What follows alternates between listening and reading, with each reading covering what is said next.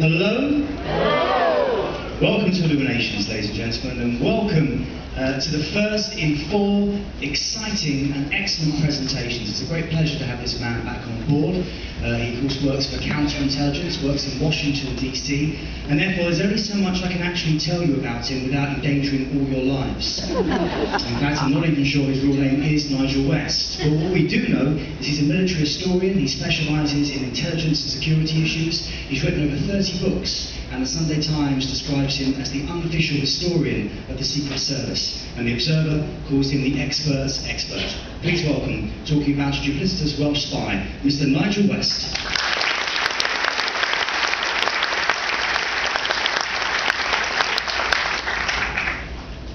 Good afternoon. Welcome to this first of 4 talks I'm giving in the afternoons on the history of intelligence. Just to get the parish notices out of the way early, I will talk for 41.5 minutes, and I will leave time afterwards for questions.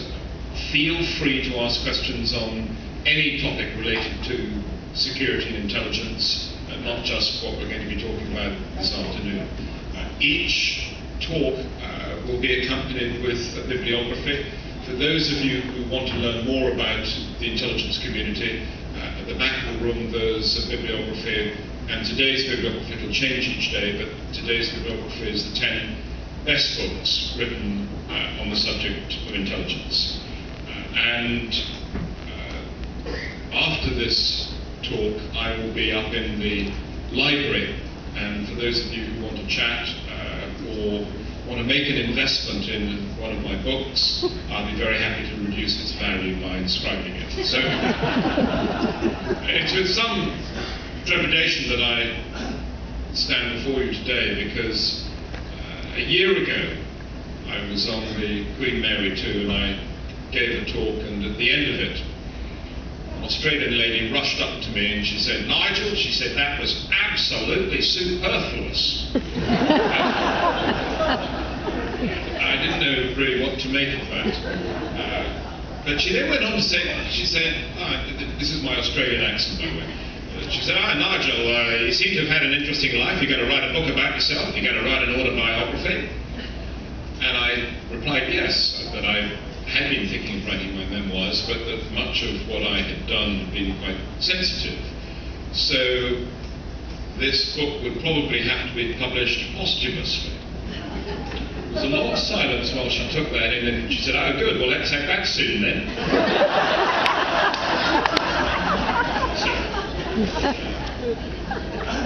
We're going to talk today about Snow.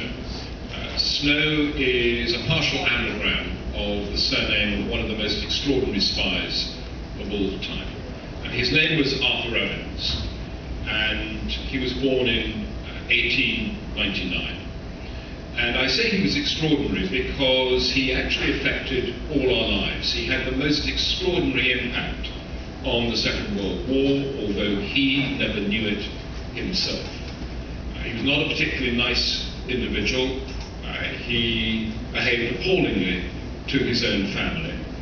And I guess that, as the cruise director said, he was a duplicitous Welshman. He was born in South Wales. And yet, his contribution has only recently been declassified, and we can now talk about precisely what it was that he did. And for revisionist historians, this is a real opportunity not just to look back over the history of intelligence operations during the Second World War, but to truly understand some of the things that made the war turn out as it did. So let me explain about Arthur Owens. He was very anti-English all his life. And he was particularly anti-English because he felt that his family had been swindled out of some kind of invention in relation to anti-aircraft artillery that his father had invented and had been used during the First World War. And Arthur was very bitter about the royalties that he believed that he'd been entitled to, that he'd been swindled out of. And at the age of 24, he emigrated to Canada. And he stayed in Canada for 14 years And while he was in Canada, he was married shortly before he left, and while he was in Canada, his first daughter was born, who was named Patricia, who subsequently became quite well known in Hollywood because she was an actress. And for those of you who've seen that rather cult movie, The Fly, she was the woman who screamed the entire way through the movie. But Patricia Owens never knew that her father had been not only a spy, but arguably one of the most remarkable double agents of all time. So Arthur moved to Canada. And part of the reason why he moved to Canada was because he was an electrical engineer by trade. And he had invented, I guess having inherited that particular gene from his father, he'd invented a battery accumulator, a method of storing electricity that was more effective. It was sort of, he regarded it as a breakthrough in the manufacture of batteries. And while he was in Canada, he registered a patent, or several patents, relating to his battery design. He couldn't make a go of it in Canada, and he came back from Canada in 1934. And when he came back, soon afterwards, his family came back. And by then, at that time, he had a son, and he brought his family back. But in fact, while he was living in London, again trying to establish his battery business, he took up with a 26-year-old mistress, so it wasn't entirely all bad. So Arthur Owens was living in London, trying to get his battery manufacturing business on the road, and he took in as partners the Metal Box Company. And this is when he sort of struck gold, because he found himself doing the right thing at the right time, because the principal consumer of batteries at that time, in 1934, 1935, and 1936, was the German Kriegsmarine. Now, under the terms of the Treaty of Versailles in 1919, the German Navy, or what was left of it, was not allowed to invest in any submarines at all. And so the German government, having brought Britain very close to starvation in 1917 through the deployment of U-boats, began to build secretly new designs of U-boats. And they did so by creating a company in Holland that certainly began the design work on an entirely new breed of ocean-going, fast submarines that could have a long duration, go long patrols, and were dramatically different from anything that had been seen hitherto. The demand, of course, for these new design of U-boats were batteries. And the batteries that Arthur Owens was manufacturing seemed to be absolutely ideal for the design. So in 1934, when the German Kriegsmarine was developing a secret U-boat fleet, just in design form, they incorporated Arthur Owens' batteries. And Arthur Owens began to travel to Germany on a regular basis, and in 1935, the Naval Intelligence Division discovered through a tip-off in Berlin to the British Naval Attaché that the Germans had started to break the terms of the Versailles Treaty, and at least in the planning stage, were developing these new and entirely new fleet of U-boats. And instead of protesting this, the British government acquiesced. And in April 1935, the British government agreed, Sir signed the Anglo-German Naval Agreement. And this was a breakthrough for Germany because it not only allowed the Germans to develop a U-boat fleet, but it actually set a limit of 45% of the entire British and Commonwealth submarine fleet. So ultimately, the Kriegsmarine was allowed to build just 54 submarines.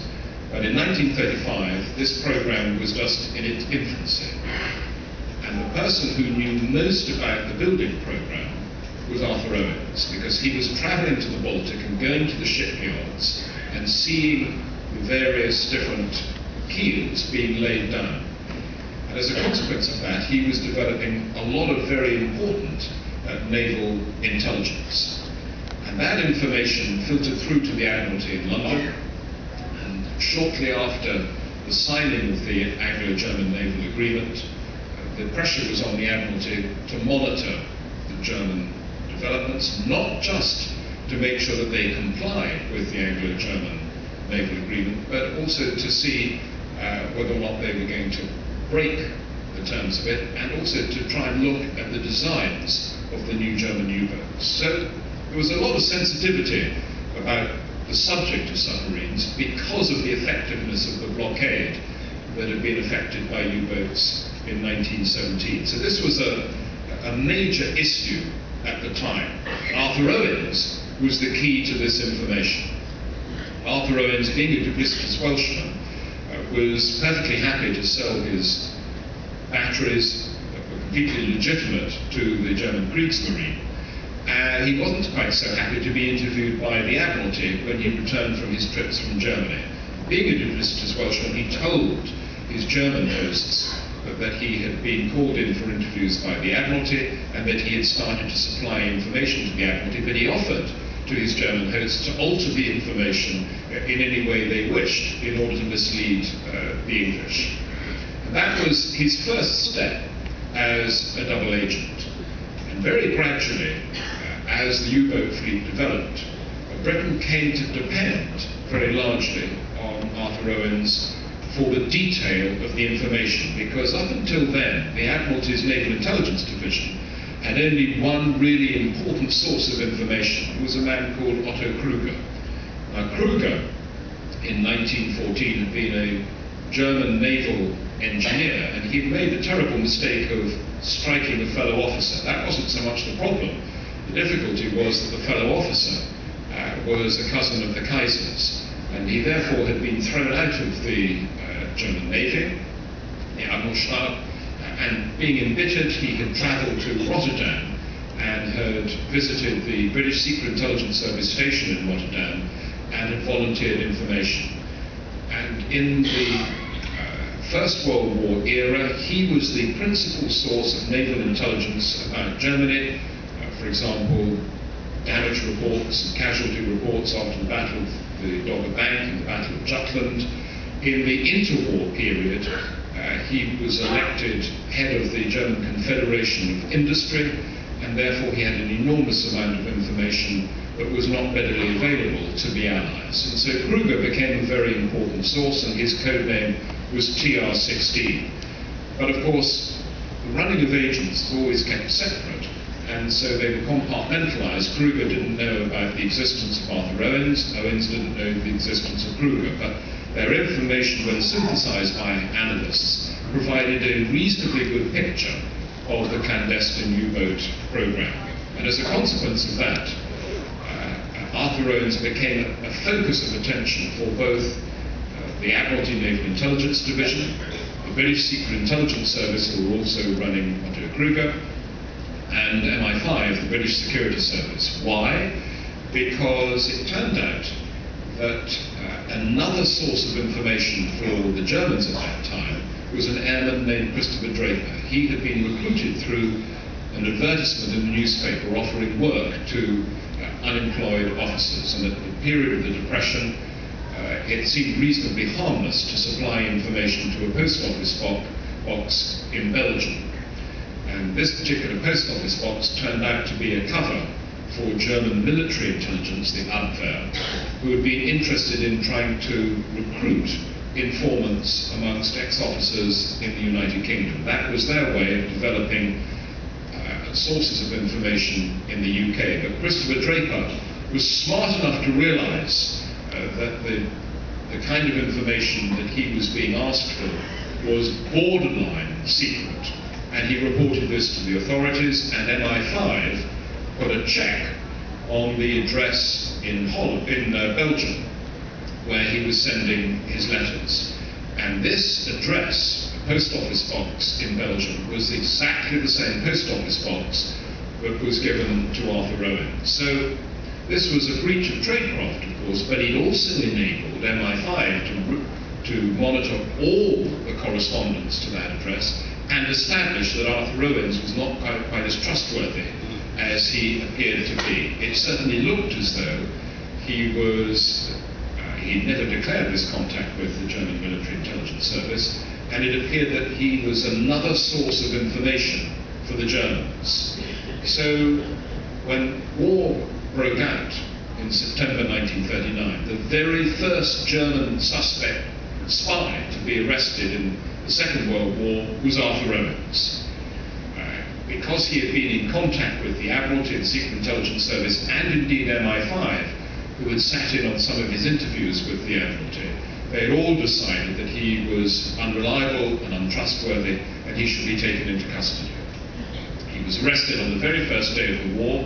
Special branch officers took him to Brixton Prison, where he was incarcerated. But within moments of being put in his prison cell, which he didn't like for one moment, and this was the first time in his life that he'd ever been in trouble with the authorities, he made a very startling offer, an offer that really would change the course of the Second World War.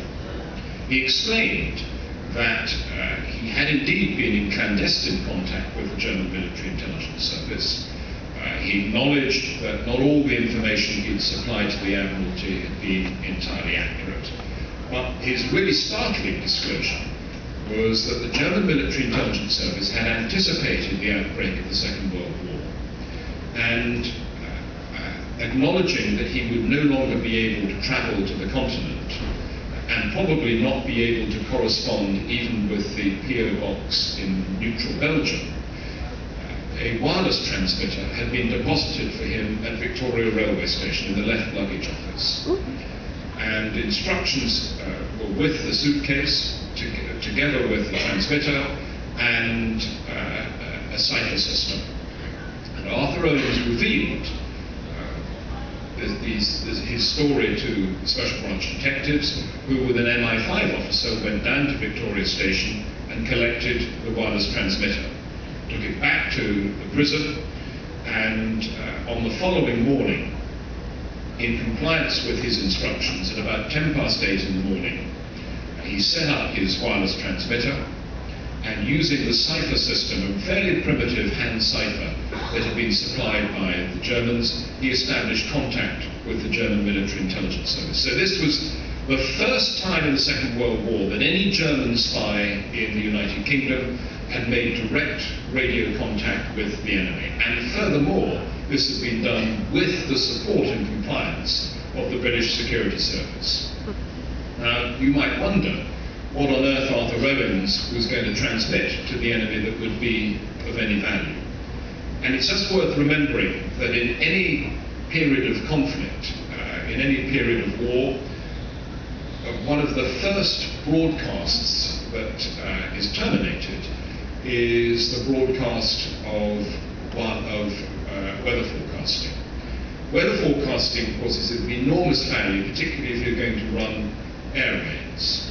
And because all weather forecasting ceased, weather forecasting or weather reporting has a value, because there is absolutely no point in risking aircraft and aircrew and their munitions to fly over enemy territory and then be unable to either see the target or deliver the munitions to the target. It's dangerous for the aircrew, dangerous for the aircraft, and altogether a waste. So, curiously enough, weather reporting becomes enormously important, and that was why the German military intelligence service had instructed Arthur Owens that in the event of war, each morning he should get up on the radio network and transmit what is called a stereotype. Fairly short message, but it would include barometric pressure, wind speed, cloud height, visibility, and so on. These were the barometric details that would be of very considerable value to the Luftwaffe in the event of them attempting air operations over London. So Arthur Owens was intended to operate on a daily basis as a one-man clandestine weather reporting station in London. Fairly straightforward mission, nothing whatever to do with his past activities in the battery business, but he was going to be well paid for this, and because he loathed the English, he was happy to participate in it. Having been arrested, of course, the duplicitous Welshman found it in his interests to work both sides. Now, what Arthur Owens didn't know about his broadcasts, and he went up on the net every morning for the following almost 3 years, sending these wireless messages under the supervision of the security service. What he didn't know was that MI5 before the war had anticipated that there would be a very large number of German spies in England. And it was also anticipated that most of them would be equipped with radio transmitters, and therefore MI5 had created a clandestine organisation called the Radio Security Service, still a relatively unknown organisation based in Barnet in northwest London. The Radio Security Service would recruit 600 amateur wireless operators, sometimes amateur license holders, sometimes called radio hands. And these 600 operators were spread right across the United Kingdom, and their task was to monitor illicit radio broadcasts. So these, what they call voluntary interceptors, each evening and all the way through the day would be monitoring broadcasts, and where there was any suspicious activity in illicit broadcast, bearings would be taken.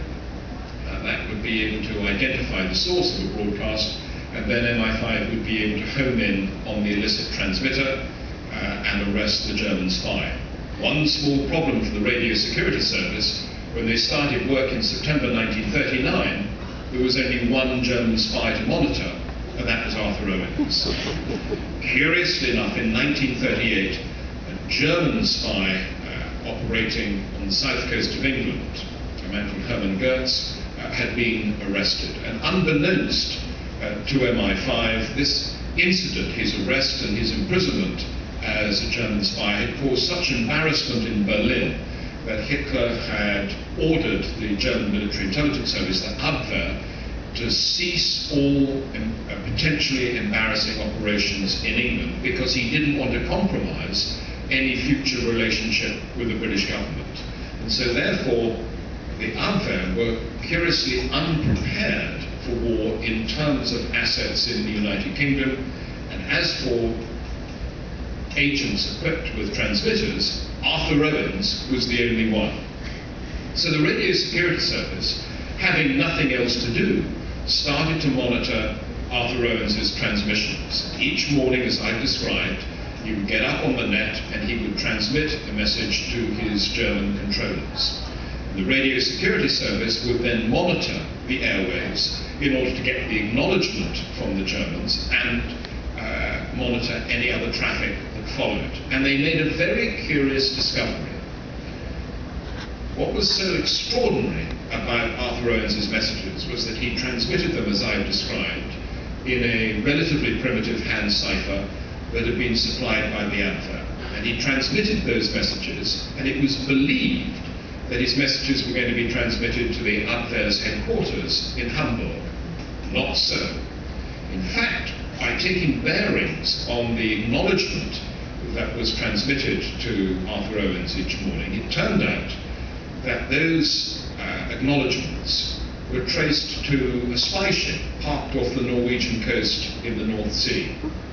None of that is particularly significant, except that about 15 minutes after the safe receipt of each of Arthur Owens's messages, a message of almost exactly the same length was transmitted by the spy ship to Hamburg, and then Hamburg acknowledged that signal. And what changed the course of the war was that that second leg of the relay, the link between Hamburg and the spy ship, was not in a rather primitive hand cipher. Although it was almost certainly determined to be a copy of what Arthur Owens had transmitted, it was in fact transmitted in a cipher that had been generated by the Enigma machine. Now, it's worth explaining for a moment the importance of the German cipher machine that was created in 1922 by Arthur Schoberts. there was no secret about the Enigma machine. This was a very ingenious cipher machine, about the size of a portable typewriter, that anybody could learn to use in about 10 minutes. If you had any kind of typing skills, then the Enigma machine was a very easy device to use. Nothing particularly secret about it, available commercially, and used very widely across the continent for the transmission on telegraph lines of commercially sensitive information, banking, confidential information of that kind. And the secret of the Enigma machine was not only its simplicity, but also, paradoxically, its complexity. Because the Enigma machine consisted of 3 rotors that sat on the top of the machine, that was connected by cables both to the keyboard, and instead of where you would normally expect a platter, where you would put in a piece of paper to type a document, instead of having that, there was a lamp board. So all the letters of the alphabet were represented on the top of the lamp board, and below that was the actual keyboard, which had a regular QWERTY typewriter keyboard. And in order to encrypt a message, it was really very straightforward. You selected the 3 rotors that you had pre-arranged with your correspondent, and each of those 3 rotors from a collection of 8 had 24 starting points. And so you simply put the 3 rotors into the machine in the correct order.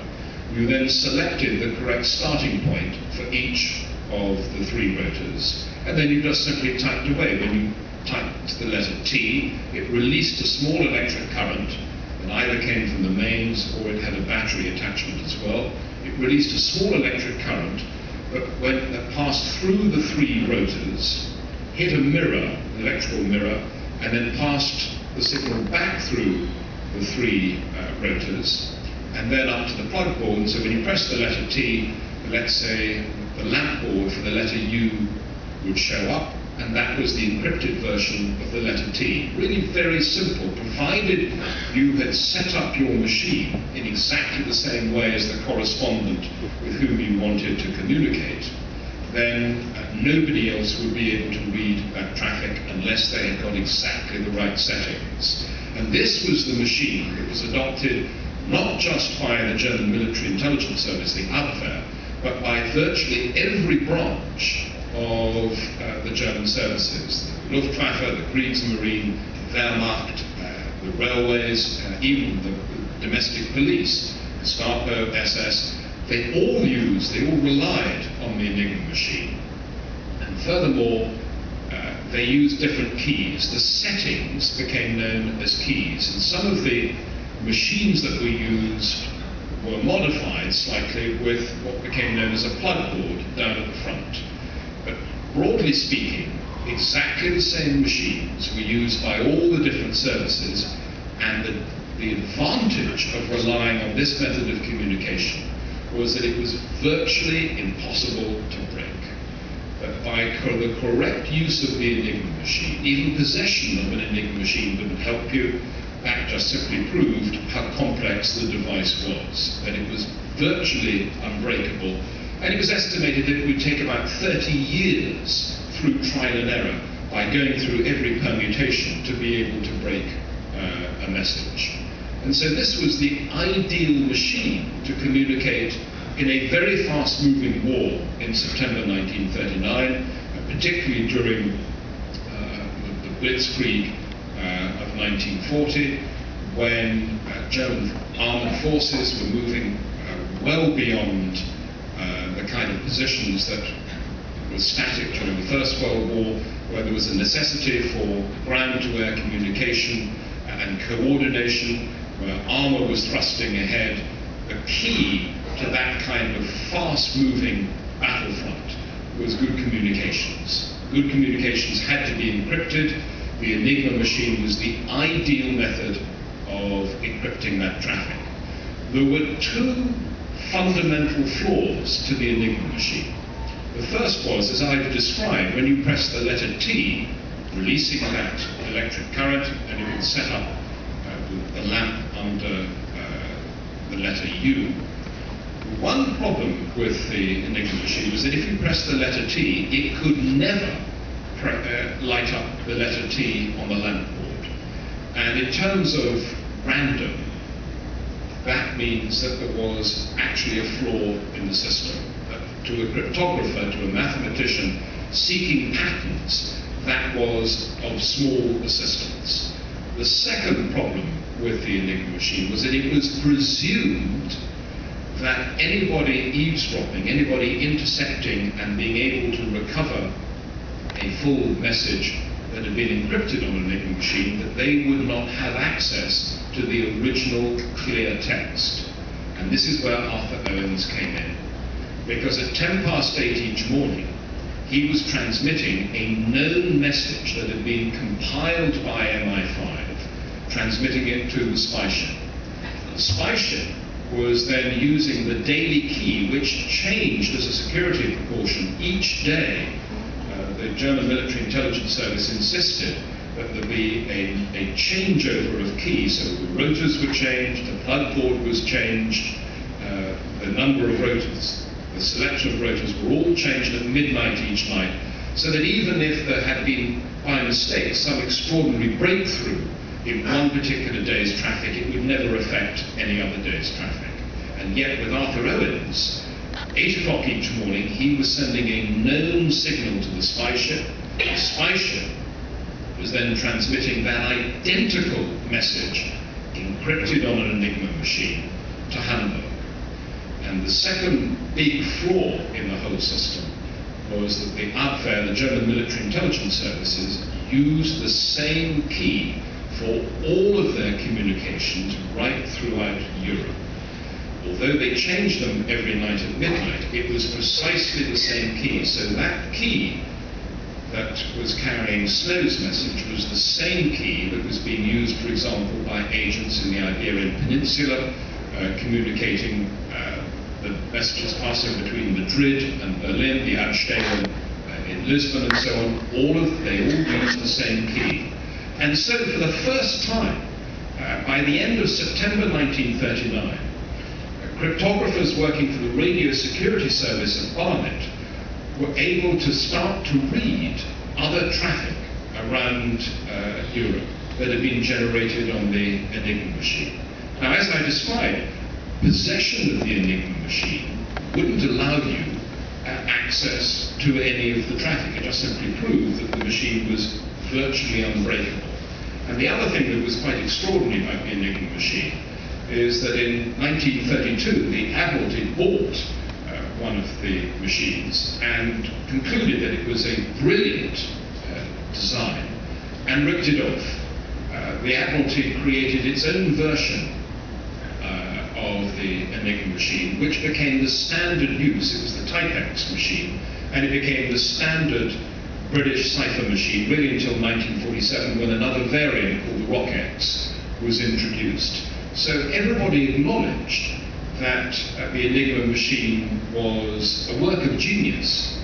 At Dunkirk, several Type-X machines were left abandoned for the enemy to find. The Germans took one look at the Type-X, recognized that it was an Enigma machine, and on that basis they abandoned all cryptographic work on Type-X communications that they had intercepted during the Second World War. Paradoxically, by the end of the Second World War at Bletchley Park, some 14,500 people had been employed working on the Enigma traffic. Because once the German military intelligence key had been broken, courtesy of Arthur Owens, some of the other keys, Luftwaffe key, began to become available in September 1940, too late for the Battle of Britain, and then after that some Kriegsmarine traffic and a very large amount of Wehrmacht traffic became available. And having broken their teeth by racing through all the permutations of the Enigma machine and devising a machine called a bomber to race through these permutations until they got a hit that corresponded with an intercepted signal. Having achieved that, the cryptographers then went to work on the next most significant German intelligence, the German cipher machine, which was called the Geheimschreiber. It was a 10-rotor machine, virtually impossible to break, and so the team of cryptographers working at Bletchley Park and at the GPO experimental station at Dollis Hill created the first analog programmable computer, Colossus, in order to race through the permutations that were created by the Geheimschreiber machine. And then, having achieved great success with the Geheimschreiber, then the Allies went to work on arguably the most difficult one-time pads being used by the German Foreign Ministry, known as Florodora. So Arthur Owens, although he was completely unaware of it, had made this extraordinary breakthrough possible. Indeed, from his prison cell, and it was with very considerable reluctance that MI5 allowed him to leave in the middle of 1940 for a rendezvous with his German intelligence controller, who was going to supply him with a new hand cipher, a new code book. And this was to take place in the middle of the North Sea, where he would be on a fishing vessel, which would attend a rendezvous either with a German amphibious aircraft or with a German U-boat. And the Germans insisted on this operation. Arthur Owens was delighted to be released from prison, and through one of these really appalling mix-ups at a time when there was great amateurism, both in MI5, the British Security Service, and with the understanding and management of double agents. Arthur Owens was put onto a trawler that had been chartered by the Royal Navy. A special crew was put aboard, and just to be absolutely certain, Arthur Owens was allowed to believe that he had recruited a small-time petty thief called Sam McCarthy to accompany him. Now, Sam McCarthy was actually another MI5 informant. His code name was Biscuit, and his job had been to try and pretend to be recruited by Arthur Owens, and then to keep an eye on Arthur Owens. And he was to accompany Arthur Owens on this rendezvous in the North Sea. Well, it was very rough. Arthur Owens took to his seasick bed, and when they reached the rendezvous point, Arthur Owens had a conversation with Sam McCarthy that made Sam McCarthy feel that he was in very significant danger. Arthur Owens, in one of these curious mix-ups, began to think that Sam McCarthy wasn't quite what he appeared to be, and that he was actually a genuine German spy. And he now became very concerned that his own role and his own relationship with MI5 might be disclosed. So he started to espouse some very strong Nazi sympathies. This scared the hell out of Sam McCarthy, who began to realize that Arthur Owens was not what he seemed. He didn't appear to be a double agent. He was genuinely an enthusiastic Welsh Nazi. And in a moment of panic, as soon as they heard an aircraft fly overhead, Sam McCarthy locked Arthur Owens in his cabin in the trawler, told the Royal Navy skipper that there had been a disaster and they should head straight back to Hull, which is precisely what they did. Germans were not entirely convinced by this particular episode, where Arthur Owens subsequently claimed through some mix-up they hadn't been able to find the rendezvous. So he was then asked to go to Lisbon to meet his German controllers. Again, he agreed to do so, and this time he was accompanied by a former Air Force intelligence officer, a man called Walter Dicketts, whose code name was Celery. And once again, the same thing happened. When they arrived in Lisbon, Arthur Owens' responsibility was to make contact through the German embassy with the German military intelligence service. And all of this had been set up in his communications from his prison cell. Well, by the time he had had a conversation with the Germans, Walter Dicketts, who was an immensely brave man, who was trying to recover his reputation. He had been convicted of theft and he had lost his commission in the RAF some years earlier. He volunteered for this role with MI5. He now began to get cold feet, particularly when the Germans said that they would like to take him right the way across Europe to Germany in order to brief him. Amazingly, Walter Dicketts agreed to do this, travelled the whole way to Hamburg with the German military intelligence service, was terrified the whole way because he realised that if his true role as a minder for Arthur Owens was disclosed, then he'd be in dead trouble.